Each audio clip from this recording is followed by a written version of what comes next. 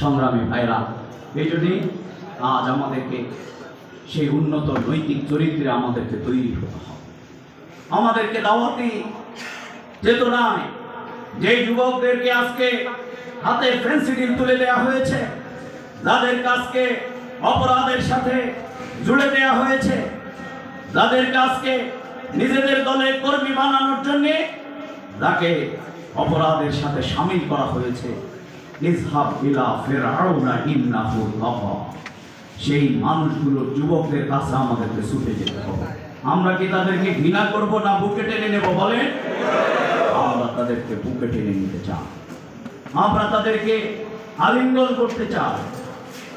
এই জন্য যে সন্ত্রাসী করে তাকে আপনাকে বুঝাতে হবে এই অস্ত্র দিয়ে তিনি মানুষ মারেন, কিন্তু তাকেই কিন্তু আরেকজনের অস্ত্রের মুখোমুখি হয়ে মৃত্যুবরণ করতে হবে। যিনি চাঁদাবাজি করেন মনে রাখতে হবে তাকেও কিন্তু এই দুনিয়ায় অনেক কলঙ্কের মুখোমুখি তাকে হতে হবে।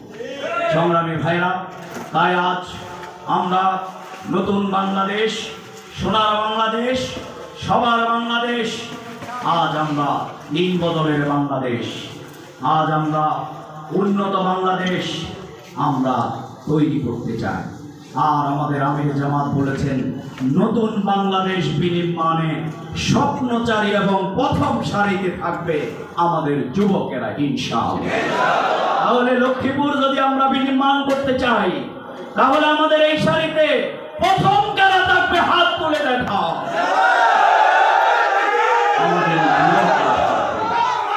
আমাদের কল্যাণের জন্য, ন্যায়ের জন্য, ইনসাফের জন্য, জাস্টিসের বাস্তবায়নের জন্য, মানুষের ভোটের অধিকার, হাতের অধিকার, মানবাধিকার, দেশ স্বাধীনতা, সার্বভৌমত্ব, ইসলামের জন্য আমাদের অগ্রগামী সৈনিক হচ্ছে আমাদের যুবকেরা।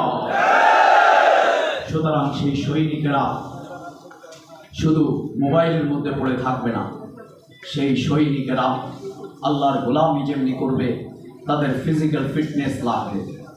এখন যেভাবে চতুর্দিক থেকে হামলে ভোটের বাক্স এটা সেটা টানা হেঁচড়া শুরু হয়েছে, আপনারা এটিকে রক্ষা করার জন্য জীবন বাজি রেখে যুবকেরা কি প্রস্তুত আছেন কিনা?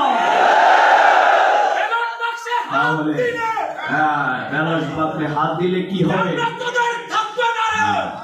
তাহলে শুরু হয়ে গেছে কিন্তু যারা এগুলো বলতেছেন, স্লোগান কিন্তু শুরু হয়ে গেছে। জিব্বা কাটা, পাথর মারা, রড দিয়ে ইমাম মারা, এগুলো বন্ধ করতে হবে, এগুলো সব বন্ধ করতে হবে। বাংলাদেশ ভারতের চোখে চোখ রেখে যুবকেরা যেমনি বিপ্লব এনেছে, সন্ত্রাসীদের চোখে আমরা চোখ রেখে কথা বলবো। সুতরাং কেউ চোখ গরম করবে না।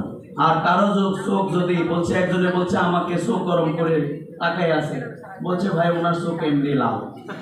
যদি কারো চোখ এমনি লাল হয় এটার আপত্তি থাকবে, কিন্তু যদি লাল করার চেষ্টা করেন, যদি পাকা করার চেষ্টা করেন, যদি মনে করেন যে ধমক দিয়ে সব সোজা করে ফেলবেন, মনে রাখবেন এটা কিন্তু নতুন বাংলাদেশ।